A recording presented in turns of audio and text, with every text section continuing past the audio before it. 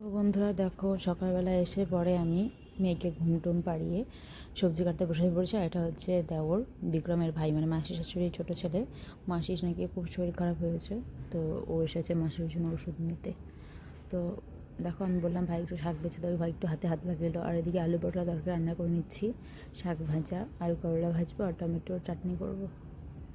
রান্নার আয়োজন করতে করতে দেখো মেয়ে উঠে পড়েছে, আর আমি সাগরকে ডাকলাম, বললাম খেয়াল করো। আর দেখো মা একটু পরে আসলো, মা শাশুড়ি মা, দেখো মার খুব শরীর খারাপ পড়ছে। আর আমার কিন্তু রান্না দিকে হয়ে গিয়েছে, মার নাকি প্রচুর মাথা ব্যথা করছে। ওখানে আসলে রিপোর্ট করতে গিয়েছিল আমার মার পেটের সিটি স্ক্যান। তো পেটের সিটি স্ক্যান করতে গিয়েছিল, তার জন্য আমাকে একটা জল দিয়ে একটা ওষুধ খাইয়েছিল। তারপর থেকেই মার নাকি খুব শরীর খারাপ, মানে মার মাথা ব্যথা করছে আর বমি বমি পাচ্ছে। তো সবার খাওয়া হয়ে গিয়েছে। তারপর হচ্ছে মাকে আমি একটু ভাত দিয়েছিলাম, মা খায়নি, বমি করে দিয়েছে।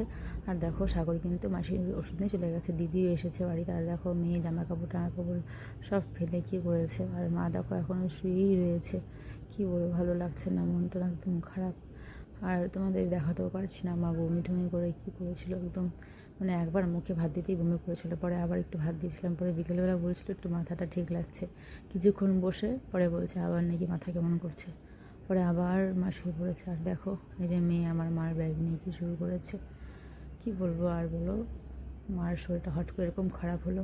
আর 2023 সালে আগস্ট মাসে মার ব্রেন স্ট্রোক হয়েছিল।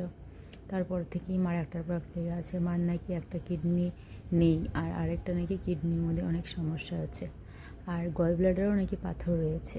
তো এটার জন্য নাকি অপারেশন করতে লাগবে। সেজন্যই মার পেটের সিটি স্ক্যান করতে গিয়েছিল, আমার শাশুড়ি মা নিয়ে গিয়েছিল রুটির ওখানে, রিসেন্ট নামক ওখানে। আর দেখো কি করবো আমি বুঝতেই পারছি না, ভালো লাগছে না।